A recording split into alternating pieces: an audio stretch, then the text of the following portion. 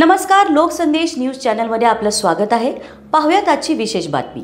आज पद्मभूषण वसंतदादा पाटील सभागृह सांगली येथे नागरी संवाद आयोजित करण्यात आला। अतिरिक्त आयुक्त राहुल रोकडे यांच्या अध्यक्षतेखाली उपायुक्त विजय यादव, स्मृती पाटील, निखिल जाधव यांच्या उपस्थितीत नागरी संवाद संपन्न झाला।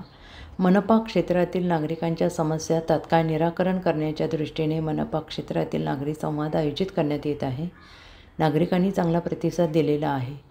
श्री राहुल रोकडे अतिरिक्त आयुक्त यांनी यावेळी नागरिकांशी बोलून संवाद साधून सांगितले की नागरिकांनी अधिकारी यांना अचूक माहिती देऊन तक्रार दाखल केली तर तक्रार निवारण करण्यासाठी कालावधी कमी लागणार आहे।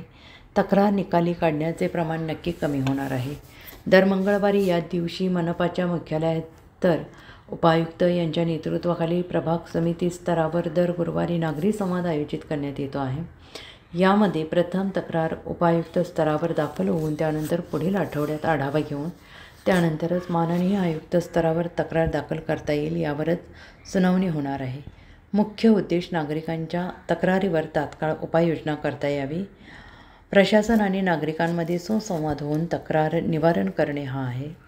आज सर्वसाधारणपणे 55 तक्रारी प्राप्त झाल्या आहेत। त्या बऱ्यापैकी तक्रारी रस्ते, अतिक्रमण, पाणीपुरवठा, नगररचना इत्यादीबाबत होत्या। त्यावर संबंधित अधिकारी त्यांचा सत्वर कार्यवाही करणे कामी यावेळी सूचना देण्यात आल्या आणि यावेळी सर्व विभागाचे अधिकारी उपस्थित होते।